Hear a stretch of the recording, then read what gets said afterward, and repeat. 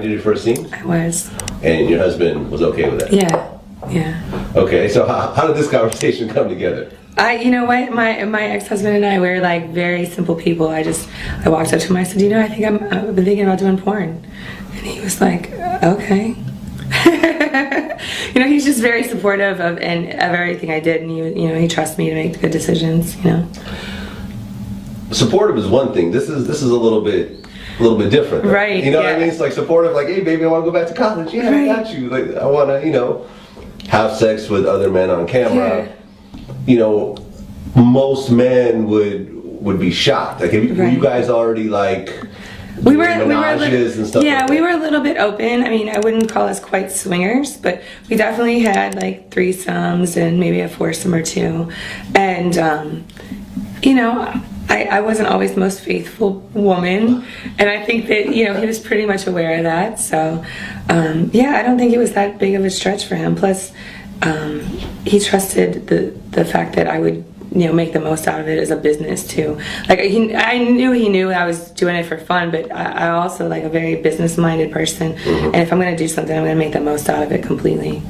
So did you have your boobs done at the time when you first started? Or I did one movie with no boobs. So I have one movie out there with no boobs, and then I got my boobs done. Yeah. I got you.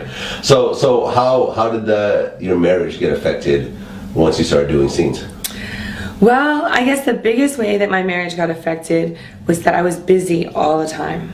You know, I'm traveling, I'm shooting scenes here, I'm going here for interviews, I'm going to parties, I'm doing this, I'm doing that, I'm doing this.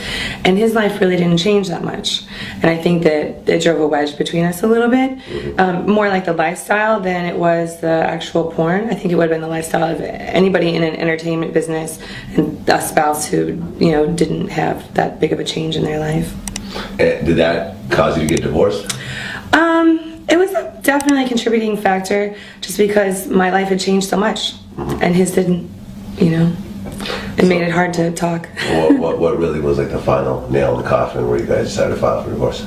I think after over a period of time, I just realized I was very unhappy, and I kept on trying to figure out why I was unhappy as a person, and the relationship that I had with him was making me very unhappy. So I just came to him and asked him for a divorce, and you know, I just told him I didn't want to be married anymore.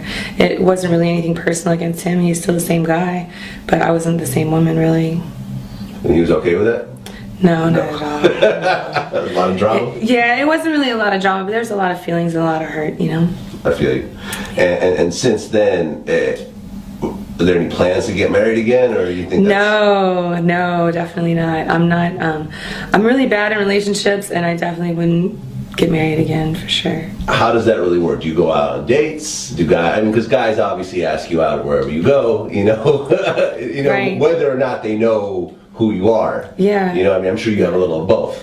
Yeah. You know, because not everyone watches porn. Most people do, though. Yeah. So most people that approach you know who you are? Yeah. Okay. Most people. I would say like 85%, maybe 90% of people. 90% know who you are. Okay, yeah. So it's rare that someone just... Yeah, but it's occasional. Yeah, it's refreshing. So do you go out on dates outside of... Kind of, yeah. I mean, I've had to find my own way in like dating and relationships and stuff, because I'm not normal. You know, my job's not normal, my life's not normal. But I have a lot of really good friends, and I keep people in my life for a really long time. You know, even after I've, you know, broke up with my ex-husband and ex-boyfriends, I like to keep people in my life because they're good people, you know? And as long as like you didn't have any like problems with them, you know? But that makes it difficult to meet new people, the industry and everything. So I work on referrals a lot of times, you know, like I hang out with the same people that I've always been friends with, or friends of my friends. And, you know, I have like casual sex, and, you know, sometimes it's no big deal, and sometimes it's, you know, really, really fun. I want to do it more often. So I have what I call a rotation.